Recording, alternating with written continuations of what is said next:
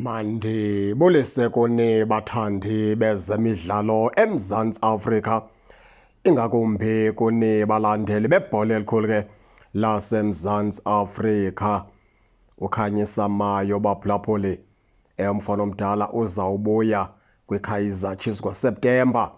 Emva kokubana kumfana omdala xa kuphela lesizini wayawufumana umonzakalo, waze umfana omdala wabheka phaa kwi-operation athe wayenziwa. Loo nto yakhokelela ekubeni kumfana omdala ke abuye phaa ngoSeptemba kwiqela leKaizer Chiefs. Njengoba ezawubuya ngoSeptemba kuKhanyisa Mayo, ithetha ukuthi ke loo nto leyo ke iimetshi zokuqala apha elikini zawuvulwa uKhanyisa Mayo engekho phaa kwiqela ke leKaizer Chiefs. Sithetha nje nawe uKhanyisa Mayo akekho kwiskwadi seKaizer Chiefs esihambe noFernando da Cruz. Sathatha itho sabheka phaa kwilizwekazi laseSpain kwi-pre-season. Akekho kweso skwadi ke uKhanyisa Mayo ngenxa yomonzakalo baphulaphuli. Une-operation ajongene nayo umfana omdala. Umonzakalo lo wathi wawufumana xa kuvalwa le season. Into ethetha ukuthi umfana omdala ke akangabe inxalenye yeskwadi esibheka phaa kwi-pre-season eSpain esihamba nomqeqeshi uFernando da Cruz. Lowo ke sithetha ngaye nguKhanyisa Mayo.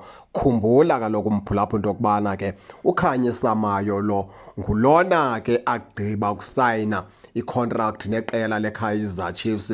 Ngulona kuKhanyisa Mayo iKaizer Chiefs igqiba kumkhuphela izikhuntyu zemali kulaa team yakhe beyidlalela phaa eAlgeria. uKhanyisa Mayo ngulona ke waye walowunwa yilaa team phaa eAlgeria, imlowunela iqela leKaizer Chiefs.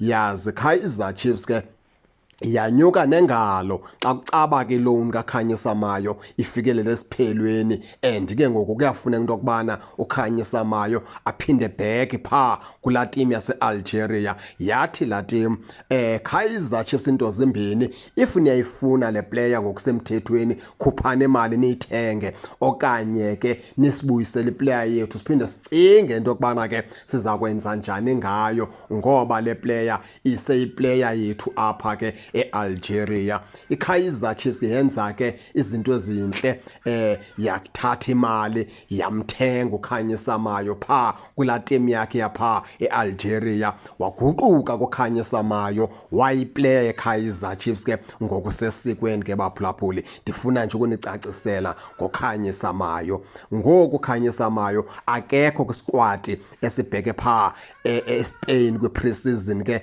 neKaizer Chiefs ngenxa ye-injury umfana omdala owayifumana xa kuvalwa isizini. Into ethetha ukuthi umfana omdala ke ulindeleke into yokubana abuye kwiqela leKaizer Chiefs ke ngoSeptemba. Injalo ke imeko ke kaKhanyisa Mayo. Ningangena ke baphulaphuli ke nitshone into yokubana niva njani, nize ningakhohlwa usubscribe kule channel ukuze ningaphoswa zezemidlalo endizanothulela zona kwixa elizayo kakuhle babukeli.